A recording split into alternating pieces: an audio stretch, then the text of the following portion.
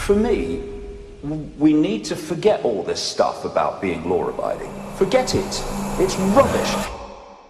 I tell you what you have to obey if we're going to get a decent world here. We have to obey our natural instincts of basic fairness, basic justice, and basic integrity. Now, if a law fulfills that criteria, I have no problem with it. And that's fair enough. But if that law is not designed to provide justice, a benefit to the community, integrity or fairness, but actually to destroy all of them, what the heck are we doing obeying that law? It has no basis in moral justice, therefore what are we obeying it for? Beam me up, Scotty, please. People have given up any connection to consciousness, and they've got the rule book and they've just inserted it into a slot, and that then filters all their sense of reality. Okay, you bring it back. Basic fairness, basic justice, basic integrity.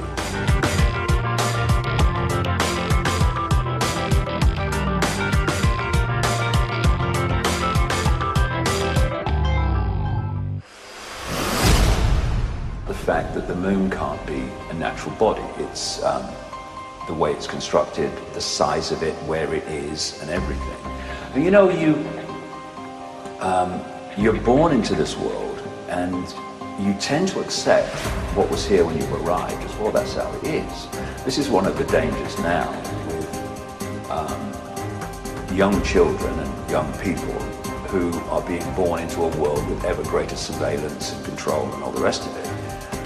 We are the last generations, for the moment, that have the ability to see what it was like to what it's become.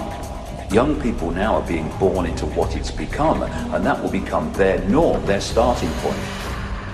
And so one of the things we have to question is all preconceived ideas about everything. Because when I started to read about the moon, you know, you're born and there's the moon and it goes through its cycle, and well, it's the moon, mate, isn't it? And then when you start to question it, you go, whoa, I never knew that. First of all, scientists have no idea where the moon came from. One of the things you find when you research this stuff in many subject areas is what is perceived and indeed presented as scientific fact turns out to be someone's bloody theory that has become alleged fact through sheer repetition. As one scientist said, the only thing you can safely say about the moon is it's observational error. It shouldn't be there. It shouldn't be there. And then you start to look at it, and of course 2 Russian scientists from the Soviet Academy of Sciences in the 70s wrote a very detailed article for a magazine, called Sputnik magazine, saying that the moon was actually a gigantic spacecraft, hollowed out spacecraft. You know, I feel, you know, it could be constructed from scratch, if you like, or it could be a hollowed out planetoid, because this is a really important area of perception.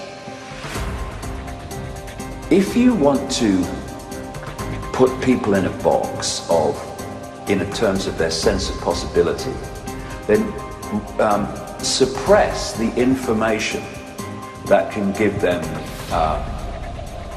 a sense of possibility outside of the limits you want them to have. And if you do that, then when something comes along, or someone like me comes along and says this is happening well outside the box, people in the box who've taken on this limitation of possibility go, that's impossible, that's ridiculous. No, it's impossible for humans to do it. It ain't impossible to do